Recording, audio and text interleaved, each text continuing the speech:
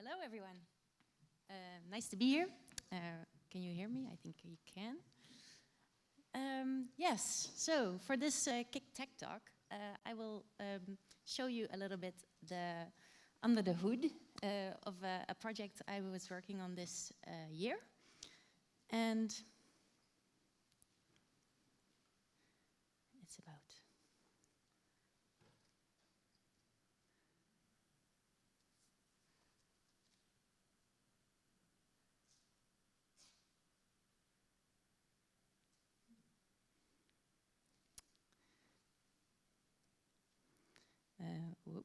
natural augmentations.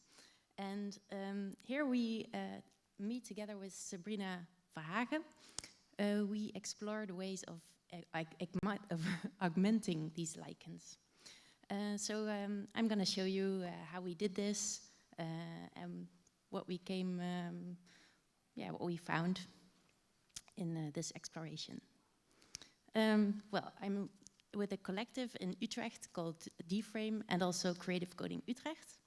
Here we make interactive and immersive experiences, and we also organize meetings, meetups, and exhibitions.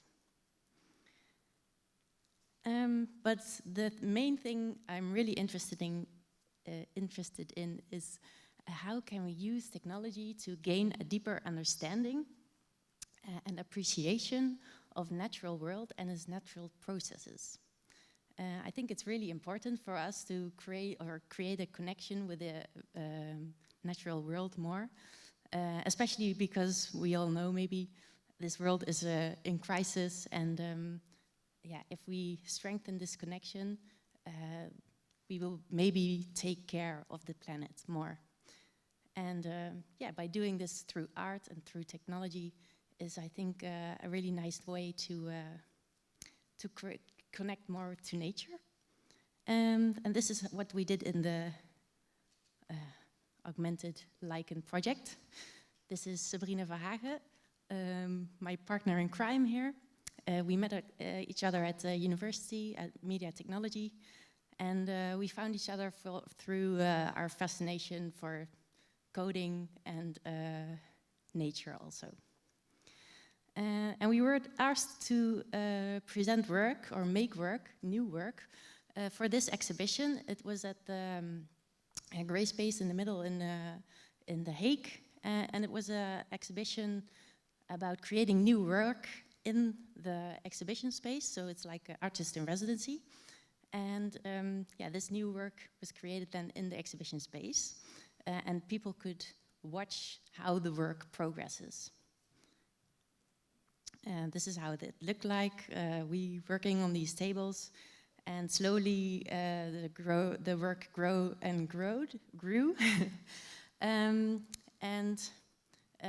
Now, during COVID times, it was not sure if the exhibition could physically actually take place.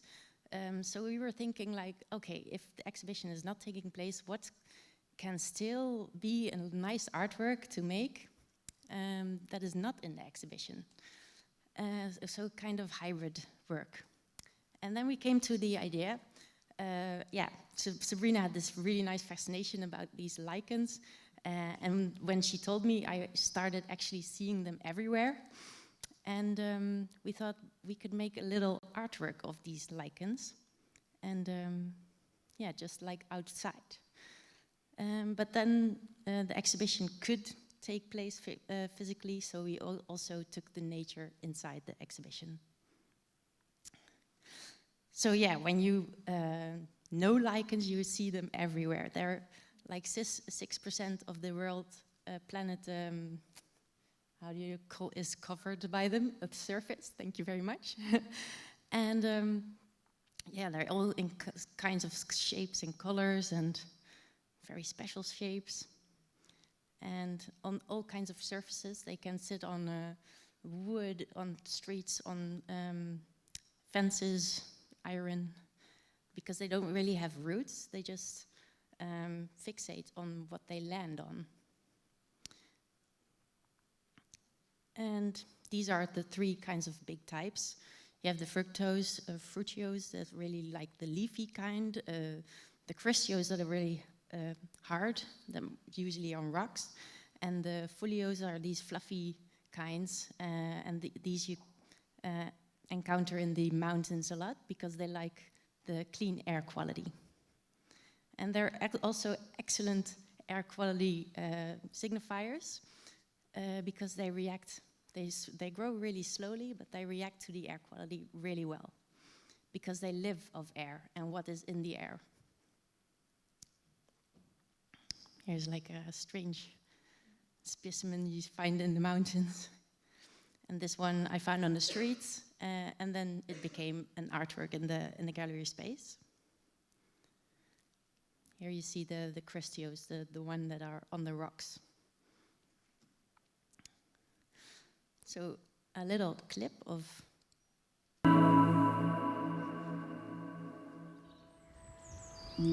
There's something very unusual about these organisms. And it's not just because they look a little strange. So to find out more, we talked to an expert. So a lichen is a symbiotic organism that's composed of the fungus, which makes up the body of the lichen and provides kind of the structure and the environmental control for that organism. And then you have the algae, which is responsible for photosynthesis and provides food for the lichen through that process. And then some lichens also have a third partner, which is a cyanobacteria. And that not only provides food through photosynthesis, but also fixes nitrogen in the form of nitrogen gas from the atmosphere into a form that plants and the fungus itself can utilize for growth. Symbiosis is an intimate biological union between two organisms. This is essentially a gradient with mutualisms at one end and parasitisms at the other. And so, where do lichens fall? Well, it depends on the lichen. One of my favorite lichenologists was quoted as saying that lichens are fungi that have discovered agriculture. So some people think that the fungus kind of enslaves the algae and uses it and farms it for food, basically. And that would be more of the view of the parasitism. Whereas there's other examples where it's quite clear that both partners in the relationship are gaining benefit, and that would be more of a mutualism. Now, looking at lichens, you might not think that they're particularly important in the grand scheme of things. Well, it turns out lichens form key roles in ecosystems around the world. All right. Yeah, so they're really cool. They actually, the word symbiosis came from studying lichens. So yeah, they're really symbiotic creatures, and we thought by studying them, can't we as humans be more symbiotic with nature? That we take from nature, but we also give back. So yeah, we want to put these amazing creatures or organisms on a pedestal, and we brought these little branches and things we found in forests and in the mountains into these shelves, and people could augment them with their own phone or with a tablet that was in a gallery space. We also hang pictures that you can augment with your own phone. And this is how one of these animations look like. And we wanted to make a digital animation that was like a jewelry of the lichen. So it wasn't going to cover it. You still see the lichen, but it would bring it more to out of the tree. And this is another sample.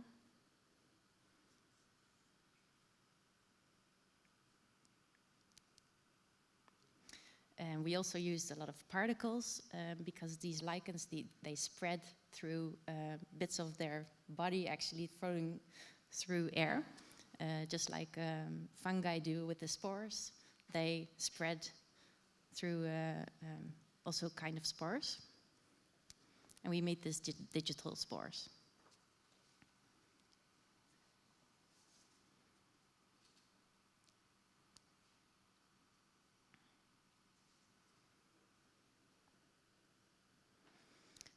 All right. Well, for this, we used NFT, and it is not the NFT you know from the blockchain, but it's natural feature tracking. And with this kind of tracking, you can use any kind of image. The tracker recognizes the image, and then you can use this for augmentation. And this is really cool for us to use because people can then take a picture of the lichen, send it in, and yeah, then it can be augmented. We did help the algorithm a little bit by making like a square around the lichen so that the algorithm recognizes how it is laying on the surface better. And we made also these pictures of the animation hanging on top of it, because usually when we exhibit something, it is visible because it's, it is digital, but it is usually visual with augmented reality, with projections, for example. And here there were only physical things laying there. So here we brought in the digital by using prints on the wall, so people without a phone could still see like what's going on in the digital realm. And this is another example. This one is actually made by Sabrina. With this work we Sabrina made some for some branches some works, and I made for other branches other works. After this, we use another software where we can actually collaborate together, but more on this later. This is how it looks.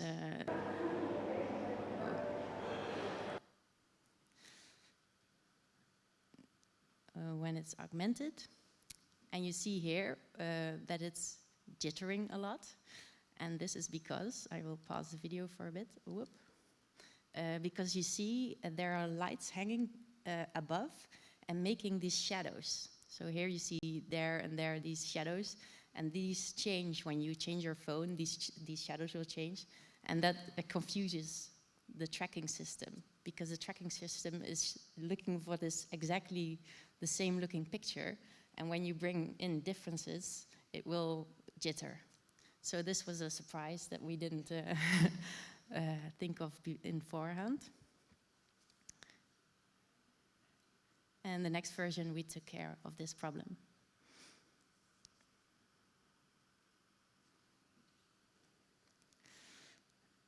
All right. This is another picture. Now, we used this NFT tracker or marker creator. Here you send in a picture, and it creates a marker that you can then use in A-Frame. And A-Frame is a web-based augmented reality framework, also used for VR or other 3D things. We used it to actually make a 2D video that is stuck on the 2D picture. So we didn't use 3D in augmented reality, but we used 3D animation. We rendered it to a flat image and then used it for the augmentation. In the next version, we do use 3D, but in this one, it was like a flat video. Yeah, we had a little bit of problems creating the alpha layer. Then it worked on Android, but not on the Mac or iPhone. Here we used like this masking technique, but didn't really look good. And then we found a solution by creating an image sequence with the alpha layer. What is it? Bitmap, and then creating a video out of it with FFmpeg renderer. So then we got the right video with the right alpha layer, and it could be augmented. But very much testing and bumping into issues. We also had, for people without a phone or don't want to use this kind of augmented reality, we also had a projection mapping showing the iterations we were making, like on the different branches. We had the different animations, and then yeah, the plan was to show them all on these projection mapping. Later on, it became interactive with this slider. You could choose which iteration you wanted to see. Next one.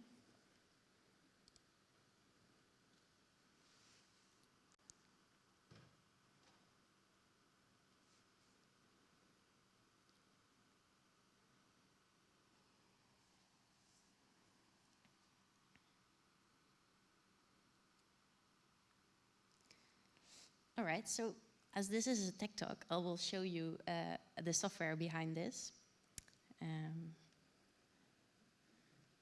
which is Touch Designer that I used. And this is a visual-based programming language that uses nodes and cables to create a program. Yeah, I think this is, for me, is a really nice way to program instead of using these textual-based programming languages that you have to really search through text a lot. For me, this is really nice to see what is happening in a visual way. So if I turn it off, it sees like this is the network that creates the video. Well, and it all starts actually here with an LFO. This is an animation that animating from -1 to 1. And then it turns into this noise. And this noise is then calculated. Yeah, all things are getting out of the noise. Like I call one a scale, one I call a rotate, one I call a TZ for the changing z-axis, and one I call a rotate. And then I put these channels all together. Some get a few calculations over them with the math. But then I merge them all together, like in here. And then they go into a geometry. So that is over here. And this geometry, that actually calculates the shape. So I'll turn off this picture for a moment, then you can see it better. And the shape is made out of instances. So you have one geometry, and then it is copied sometimes. And cool thing about instances is that it is not hard on the graphic card, because it only has to calculate once, and then it only needs to do some calculations, and then it's rendered pretty quickly. And for the location of these instances, I use the picture that is that we took in the gallery space of these lichen, and then I trace the picture. So this is what you often do with augmented reality. You want to trace the reality to have the digital reality on top of it, and it looks as one reality. So for this, I use the trace, and with this, you actually look at some high or lows in your picture, and it will draw a shape over that. So this is how it sees the lichen in 2D space. And on all these pixels, it will create an instance of the geometry you see here. And the geometry that is drawn is a tube and a triangle, and they go together in this thing that is called an L system. And an L system is an algorithm that that can create tree-like structures, so branching structures. You have one branch and then it goes branching out. So when I select this, you can have all these different settings that creates different kinds of tree-like structures. So yeah, this is really nice to use to augment lichen because they are also kind of natural looking. For all the augmentations we used some kind of noise, because in nature there's noise everywhere. It's like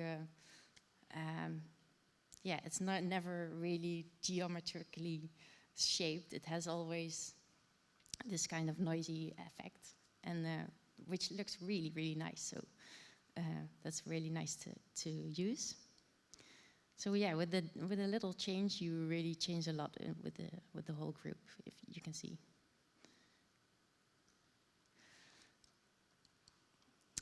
And okay, so it goes in this geometry. Then it is rendered in the renderer, like here.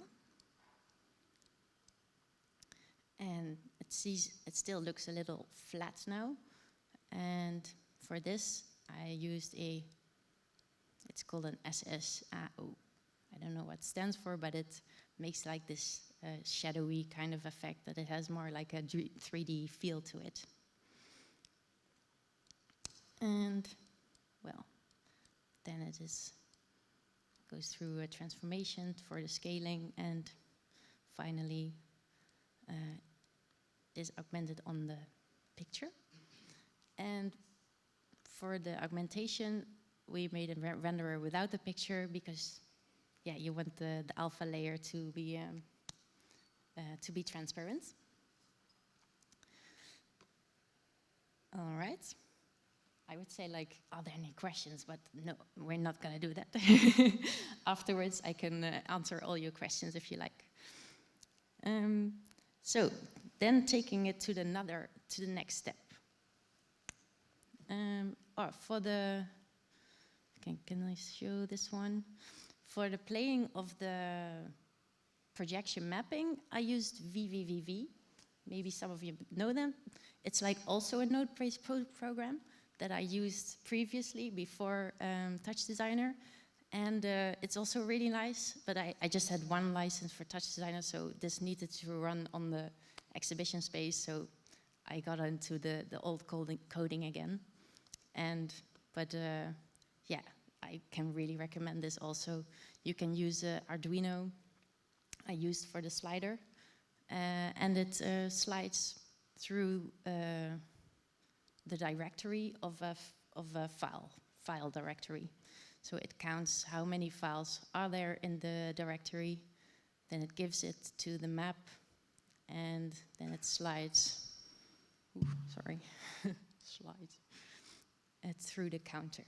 And then, yeah, there's no Arduino now, so I can count with my mouse. And then you see the different images there.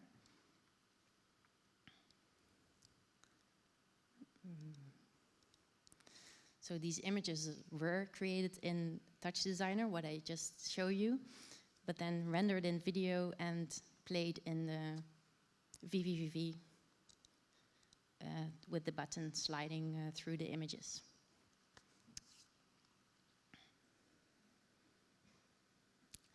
Okay, presentation, yes.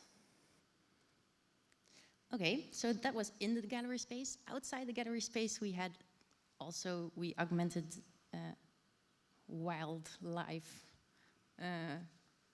lichens. So you can just scan a tree, make a picture, send it, and then we would augment it.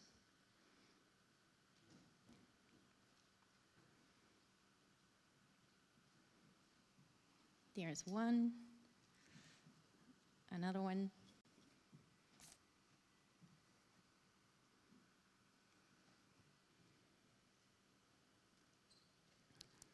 All right, and we also went with a biologists outside, so that everybody in the gallery or taking place would tag lichens, and you could add them to the app.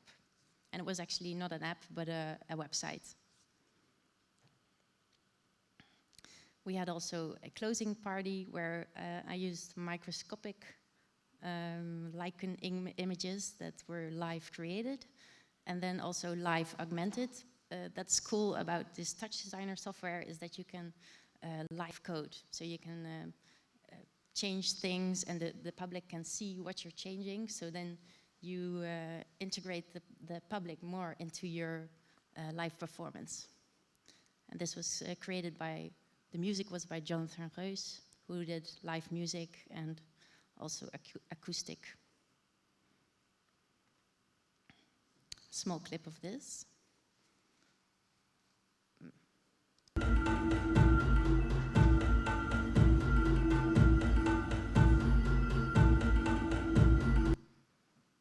All right, very smart, small. Okay, and then we were invited to present it at Syndicate.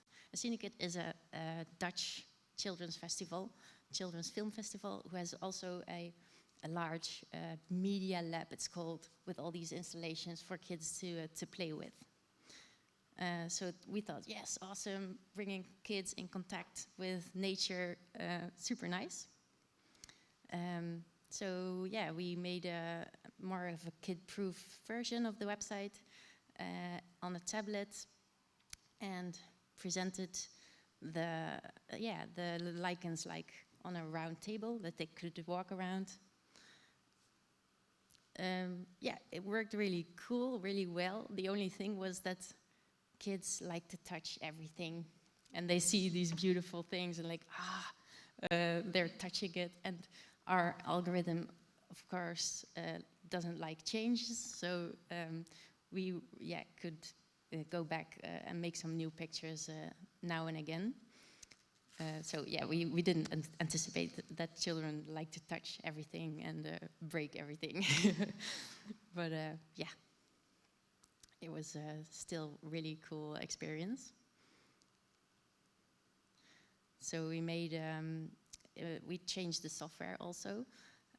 We made more of 3D images, and when you were far away, you saw a big image, and then you could go in and could discover little things on the lichens.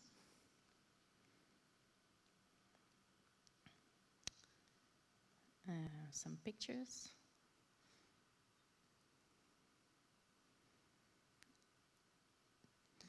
And some video of this. Moet ik filmen? Zeker. Sorry for the sound. So here, this is a camera or screen capture of the phone. This is a piece of bark.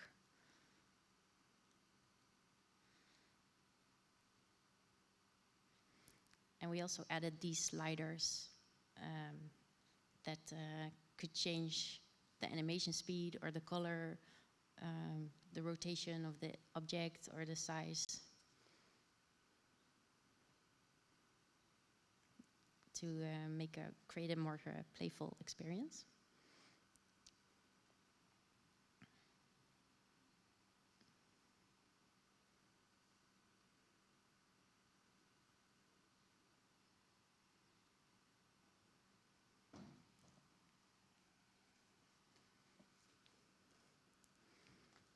I think this one is repeating. This is another one. So in a minute, I will show you the software running this. This is a combination of 8-wall, it's called, doing the augmented reality processing, like the image processing, the NFT, the natural feature tracking. And and then it is sent to Play Canvas. And Play Canvas is an online editor that you can use to edit 3D environments or augmented reality experiences. And the real cool thing about Play Canvas is that you can work simultaneously together in this 3D environment. So I was working on it, and then Sabrina, who lives in Amsterdam, I live in Utrecht. So you can see each other's camera and working on the 3D space. This is the thing I showed you in the beginning that I found on the street, and now became an art piece in a gallery.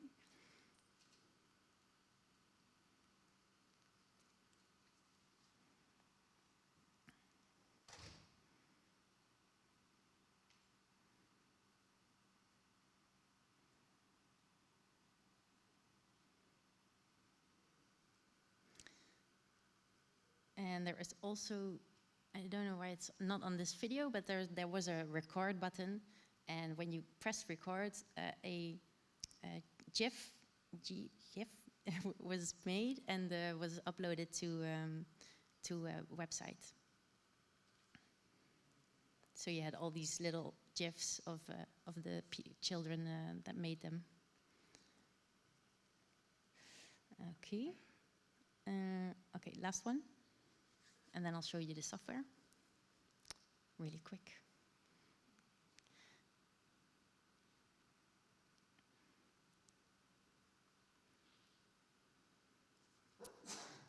Okay. Now, this is well, this is 8-wall, and here you can upload all your pictures. We made different pictures of one branch, so you could really explore different lichens from close by. And these image targets are then sent to Play Canvas. And here you have on the left side your XR controller and the image target root. And everything you put in this image target root will be augmented on the picture. So here you see the picture we made of a rock, and then 3D objects over that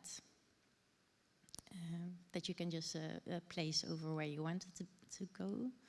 Let's see if I can find this thing.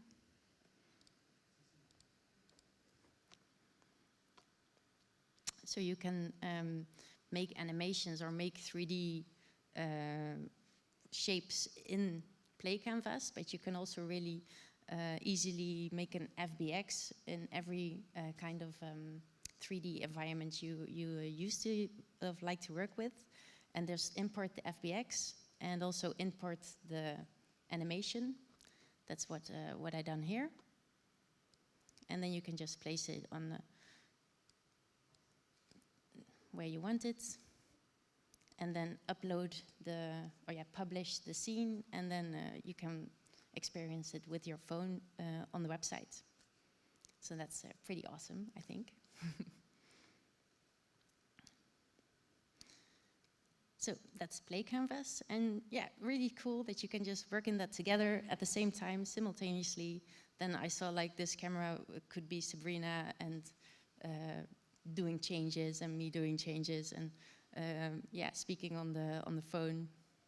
So yeah, really nice way to work. And then the last thing already, okay, is the projection mapping. We had also again on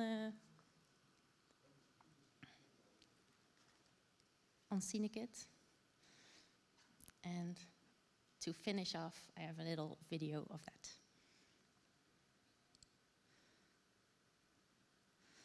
This one has sound. Don't know. Maybe. Okay. Come on.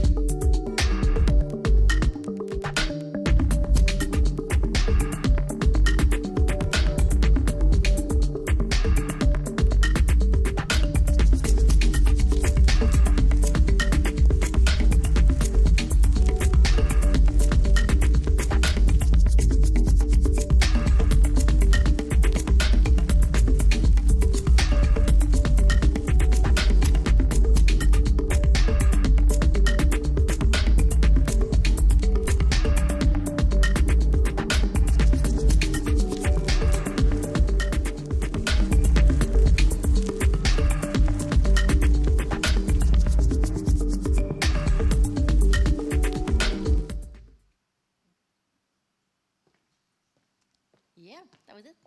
Thank you for listening. Oh. Wait, I have...